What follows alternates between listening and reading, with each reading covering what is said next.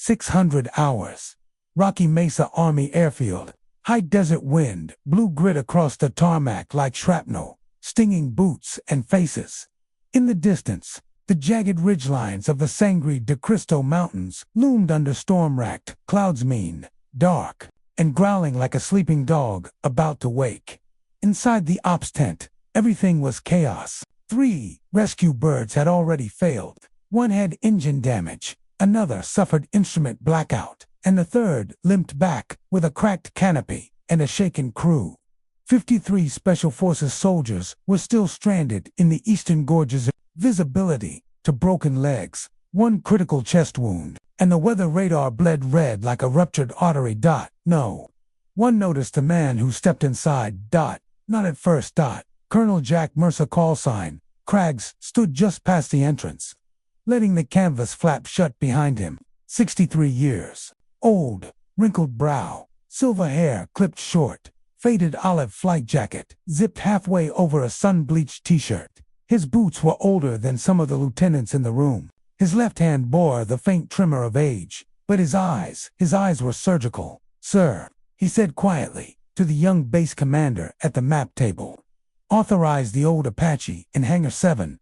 I'll fly the extraction."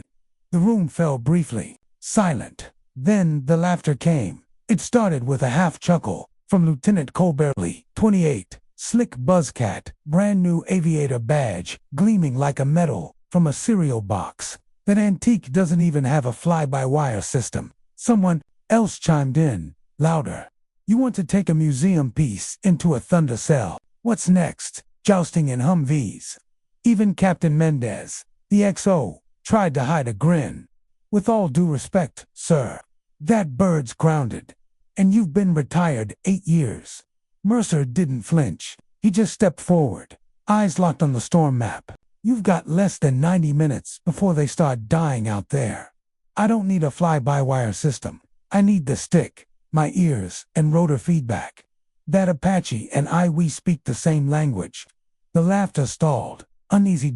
Major." Trent, the commander, finally spoke. "You serious?" Mercer nodded once. "Dead serious. The machine knows how to do it.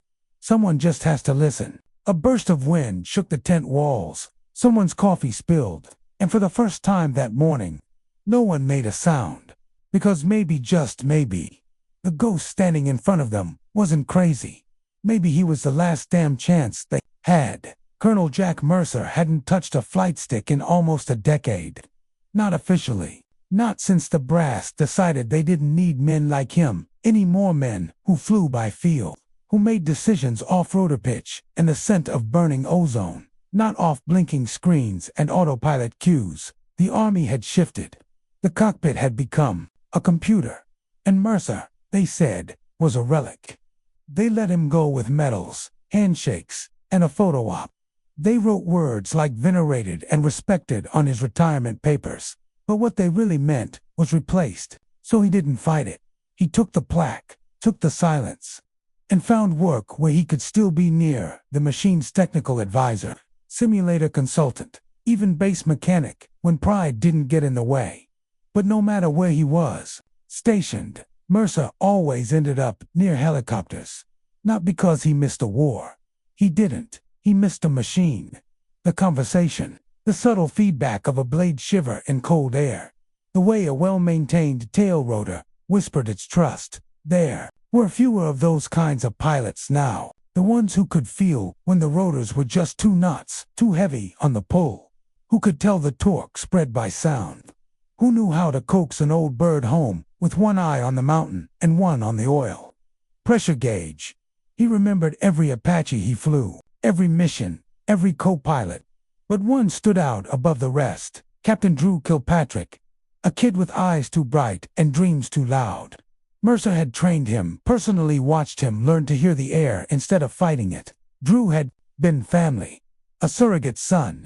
And 3 years ago, on a recon flight over Afghanistan's Peck Valley, Drew's bird had gone down in a rock slide, while Mercer listened helplessly, overcomes, unable to reach him. The Army blamed weather, terrain, unpredictable conditions. Mercer blamed himself. He'd sworn at Drew's funeral that if the day ever came, if there was even one more soul out there, trapped in a mountain hell like that tanned, if Mercer still had breath in his lungs, he wouldn't let the machines sit cold. So when he heard the chatter this morning, the failed rescues, the storm, the stranded Green Berets, he walked straight past the jeers and the young hotshots and said what no one expected: "I'll fly it." Not because he wanted to be a hero, because that was the promise.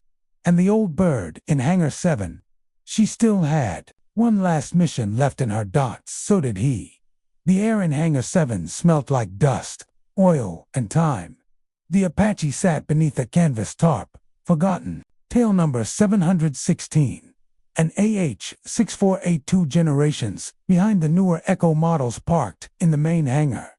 She looked rough, a little hunch in her skids, paint flaked off the intake cowling, but her bones were solid, old-school bones. Steel and rivets, a machine built to survive more than she was ever meant to. Mercer climbed up the side, slow but steady, and peeled back the tarp. The cockpit was coated in grit, switches dulled by sun. Her backup battery was dead, and one of the MFDs had been cannibalized for parts months ago. But the cyclic still had tension. The pedals still responded. He opened the engine bay and scanned the shaft line. Hairline fractures spiderwebbed near the rotor mast. Not deep enough to ground her in a war zone, but by today's standards, she'd be ruled a risk. The kind of thing that would never pass a digital inspection checklist. But Mercer didn't need a checklist. He pulled on his gloves, grabbed a wrench, and began tapping lightly across the transmission casing, listening. Echo patterns, metal fatigue, heat deformation. He'd learned this before diagnostics ever had names for it. The bird answered back, not in words, but in pitch and hum. She was tired, but she still had voice. Behind him, a shadow loomed. It was Chief Warrant Officer Dana Park, the base's lead maintenance officer, younger than Mercer by 20 years, but with eyes that understood the weight of silence. "She's flagged unfit for flight," Park said, arms crossed. "No pilots touched her in 6 months." Mercer wiped his hands on a rag. "Rotors, still good. Gearbox has a tick, but it'll hold under 70% torque. Tail rotor needs a manual bleed, and she's airworthy within the hour." Park didn't respond at first, just studied him. "Why her?" "Because she listens," Mercer said, "and because no one else will." The silence between them held. Then Park reached into a pocket, pulled out a folded form. "Flight waiver. Pilot assumed risk. Old protocol, buried deep in the books, but still legal under emergency response classification." She handed it to him. "You sign that, you're off the Army's leash. You wreck it, it's on you." Mercer took the pen, signed without flinching. "No one else is going," he said, "and I'm not letting those boys die because some desk forgot how to read mountains." Park gave him one last look, then turned away. "Godspeed, Craggs." And just like that, the old man and the old bird were back on the board. They'd come to watch him fail. A half circle of young pilots and techs gathered at the edge of Hangar 7 like spectators around a crash they couldn't look away from. A few whispered, a few smirked. Most held phones they didn't have the nerve to record with. Colonel Jack Craggs Mercer knelt beneath the Apache's chin. Sleeves rolled, wrench in one hand, stethoscope in the other. His breath was calm, measured, like a surgeon prepping for a procedure he'd done 1,000 times before. Except the patient was 6 tons of aging rotorcraft, and the operating room reeked of hydraulic fluid. He tapped the cyclic housing 3 times, listened, adjusted a valve, then moved to the tail rotor assembly and began bleeding the lines manually.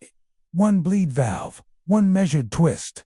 No crew chief, no clipboard, just him, the machine, and the sound of oil finding equilibrium inside the cockpit. He flicked the battery switch. Nothing. He reached under the panel and jiggled the override relodge just once, right where he knew the solder had aged into brittleness, and the console blinked to life with a low, reluctant whine. Whispers broke out behind him. "Did he just jump the panel with a wrench? I thought that bird was scrap." Mercer kept moving, unbothered. He tested collective pitch response manually. pressing the controls through their full range of motion. The blades outside began to flex, slow and deliberate, as the system synced. The sound of old hydraulics pumping echoed through the hangar roof. But steady dot, then the turbine wind. Rotor blades groaned and started to spin. First at idle, then slow acceleration. Faster, smoother. She was waking up. A younger pilot, Lieutenant Cole, the same one who laughed earlier, took a step forward, dumbfounded. He's stabilizing it without software. Major Trent, the base commander, had joined them unnoticed, arms folded. He said nothing, but his jaw tightened with every pass of the spinning blades. Finally, Mercer stepped down from the cockpit, wiping grease from his hands. The turbine was still humming. The Apache sat alert, now angry, awake, alive. She holed at 70% torque. You don't push her past that, he said to no one in particular. Keep her light on the pedals. She'll talk to you when she's nervous. Trent cleared his throat. You're telling me that Bird's ready for a canyon run? I'm telling you, Mercer said, locking eyes with him. She just told me she's ready. A long silence followed. Then a low voice from the back said what no one else dared. Maybe we should let the old man fly. No one laughed this time. The storm hadn't eased. It had shifted. Radar techs in the op center noticed it first. A low pressure eddy had curled around the north side of the mountain range, breaking up the main rotation just long enough to create a lull. It wasn't much, 26 minutes, tops. But in combat aviation, 26 minutes was an eternity if you knew how to use it.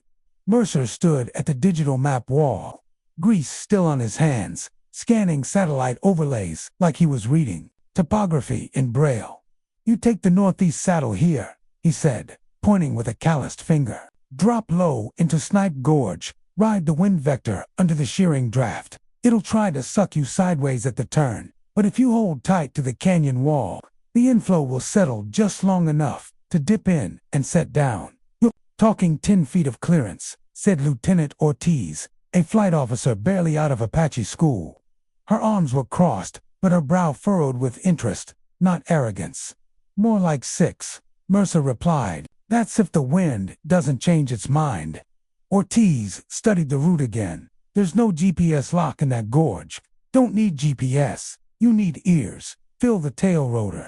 Keep her nose heavy and the blades trimmed loose on approach. She'll tell you if she's spooked. From across the room, Major Trent shook his head. This isn't doctrine. It's folklore. Mercer glanced at him. That's what flying used to be before the manuals started doing all the thinking. Around them, uncertainty thickened like storm clouds. No one was outright denying him anymore, but doubt still clung to the room. Ortiz stepped closer to the map. If I volunteered to fly co-pilot, she said slowly, would you trust me to do my part? Mercer didn't hesitate. If you trust the bird, I'll trust you.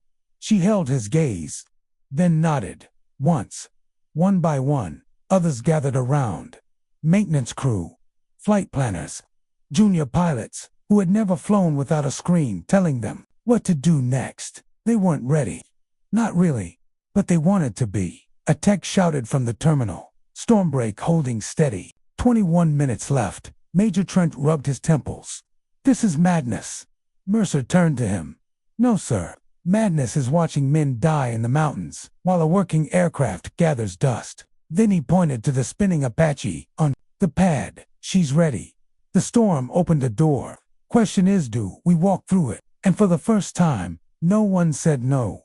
They were 20 minutes from launch. The Apache had been refueled, ammo stripped to lighten weight, emergency med packs stowed. Mercer stood on the tarmac beside Lieutenant Ortiz, helmets in hand, rotor blades spinning above them like a slow, deliberate countdown. And that's when the black SUV pulled up. 4 wheels over gravel. Tinted windows, engine to clean for this side of the base. Out stepped a man in a perfectly pressed uniform. No dust on his boots, and a folder tucked under his arm like a verdict. Lieutenant Colonel Halston, Pentagon Liaison, Risk and Ethics Division. A man with no calluses, no scars, and too many signatures at his disposal. Colonel Mercer Halston said curtly, stand down. Your flight authorization has been revoked. The rotor above them slowed. Uncertain. Ortiz looked up, stunned. On what grounds? Chain of command, Halston replied. Pending review of Mercer's unauthorized activation of a grounded aircraft, an assumption of command without formal clearance. Mercer stepped forward, calm but cold. We have wounded soldiers in the gorge. A storm closing fast. I've flown this profile before. No one else here has. That's irrelevant, Halston snapped.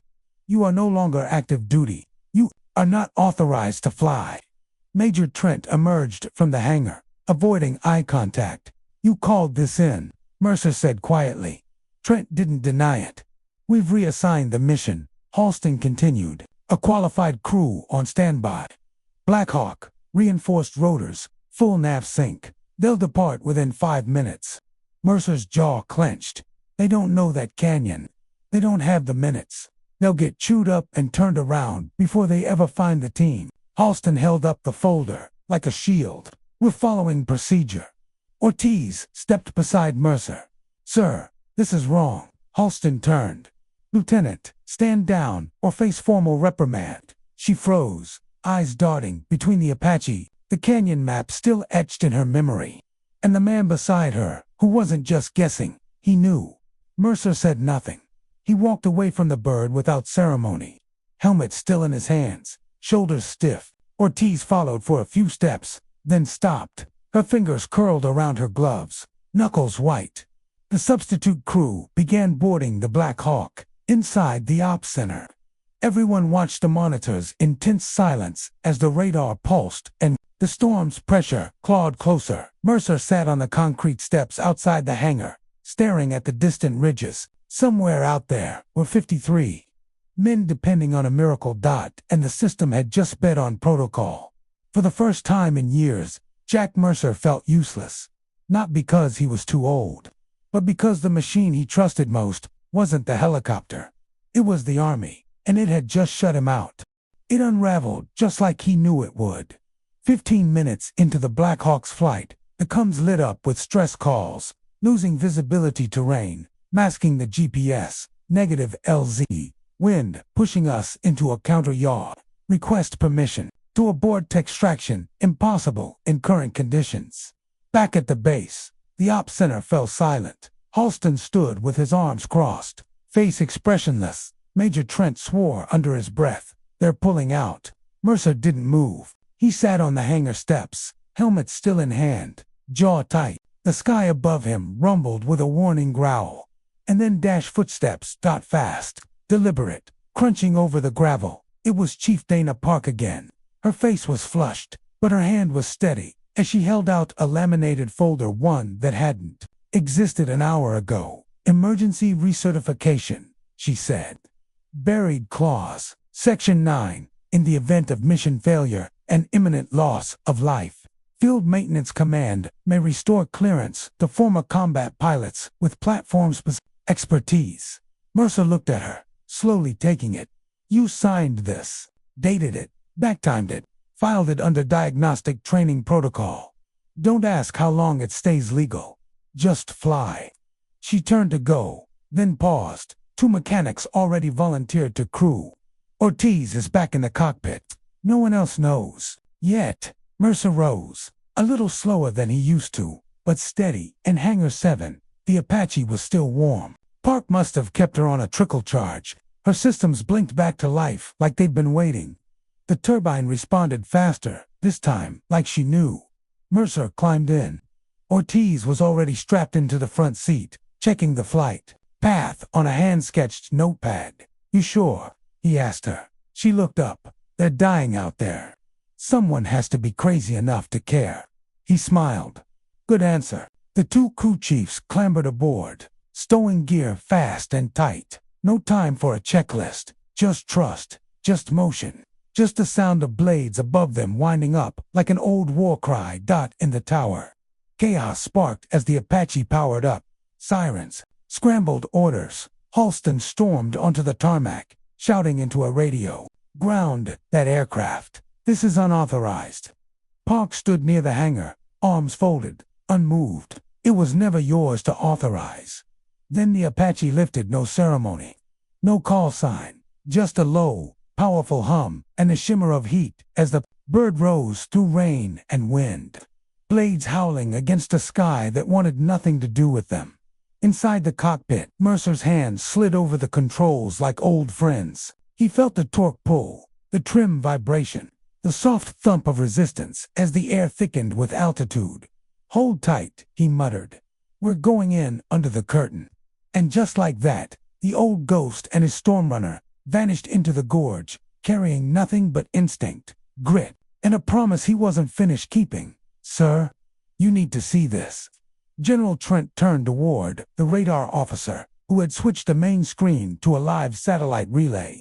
A combat drone had been rerouted, tracking an unscheduled flight signature moving fast way to low and deep into the mountains. On the screen, tail number 716 skimmed a jagged ridgeline with barely 20 feet of clearance. The old Apache looked like it was stitched to the terrain, gliding with the terrain's folds like a shadow with rotors. A second screen flicked on bodycam feed from one of the stranded soldiers on the ground.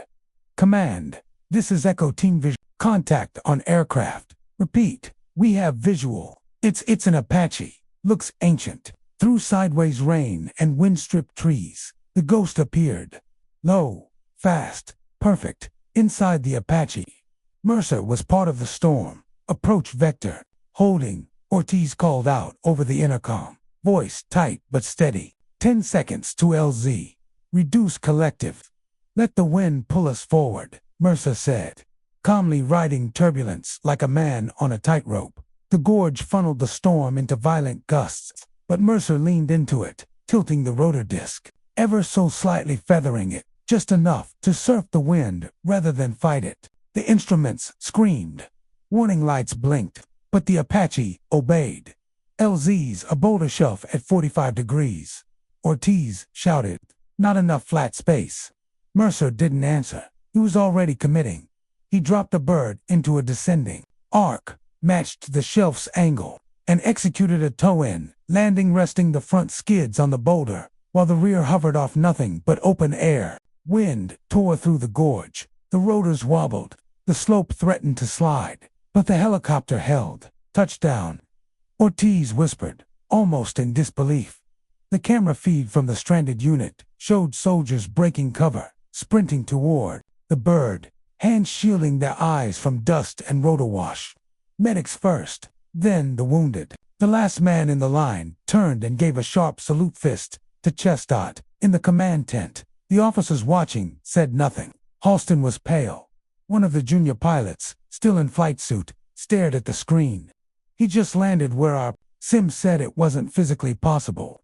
General Trent didn't reply. He just sat down slowly, as if the truth weighed too much to stand with Dot back in the gorge. The cabin door slammed shut. Mercer tapped the throttle, pulled the nose up, and with a gust that scattered branches and debris, the Apache lifted. Load, steep climb, overloaded rotor, and still rising. Ortiz looked over, helmet tilted. "You just made that look easy." Mercer didn't smile. "It's never easy. You just learn the wind's language." And behind them, 53 lives no longer counted as missing. The climb out was like dragging a battleship through a blender. Wind screamed across the gorge walls, hammering the tail rotor with crossbursts that would have snapped newer aircraft like brittle branches. Rain turned sideways. Lightning flashed above the canyon rim, but the Apache, tired, and 2,000 pounds overweight, kept rising. Rotor RPM down to 88%. Ortiz warned, tail drift increasing. "We're losing torque balance." Mercer didn't answer right away. His eyes flicked between gauges, but mostly, they were on the air, the way it pulled, the way it pulsed. "Let it drop," he muttered. "We're in a thermal updraft. Let the mountain lift us." Ortiz blinked. "Sir, you're trusting airflow to carry us." "Not trusting. Listening." Below, the soldiers in the bay gripped their straps.